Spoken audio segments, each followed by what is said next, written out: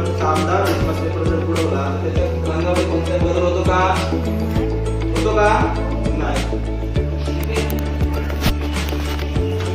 त्याच्यानंतर जर आपण या ठिकाणी काय करणार आहोत, आता निळा लिटमस पेपर आहे बरोबर.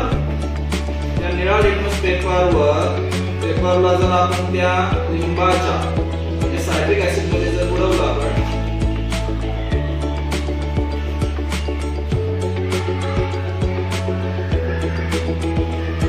याचा रंग कसा झाला? लाल झाला. दिसला लाल झाला का? हो. का झाला असावा?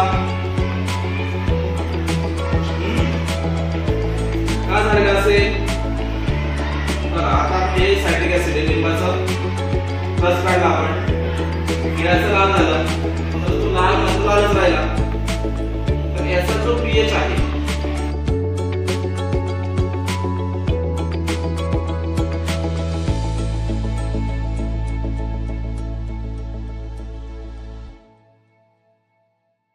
आपण काय घेतलं याच्यामधलं कॅल्शियम कार्बोनेट म्हणजे चुना.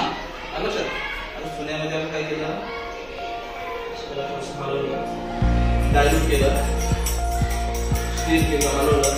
त्याच्यानंतर त्यात आपण काय केलं, थोडंसं त्या परीक्षा नळीमध्ये घेतलं. याच परीक्षा नळीमध्ये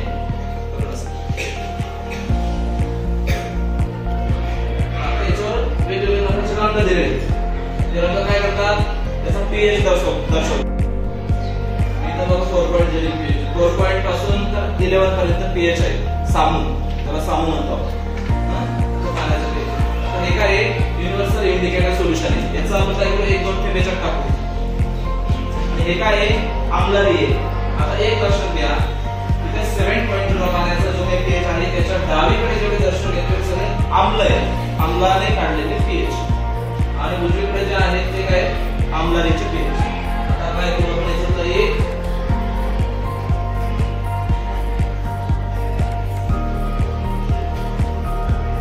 याचे जे रंग असतील ते सगळे रंग ग्रीन पासून इकडे असतील.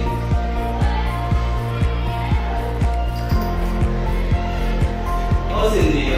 आता लिंबाचा रस जो आहे सायट्रिक ऍसिड काय करू, पुन्हा याच्यात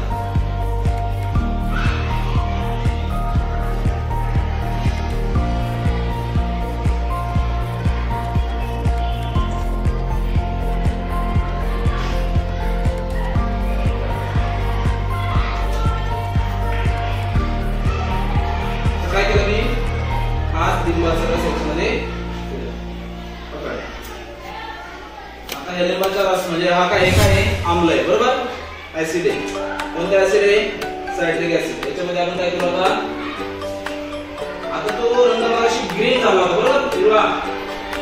आता कोणता होईल सांगा बरं, कोणता व्हायला पाहिजे, आम्लामध्ये टाकल्यानंतर पिवळ्यापासून इकडे जसे रंग वाढत जातात तसा रंग होणार आहे.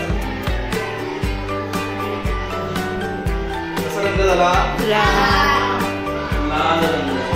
बरं का? आता याचा पीएच किती आपण ओळखू शकतो, याला जर मॅच केला आपण तर याचा पीएच आपल्याला 4.0 किंवा 5.0 च्या मध्ये आपल्याला येईल. याचं सामू आपण यातून चेक करू शकतो. लक्षात तुमच्या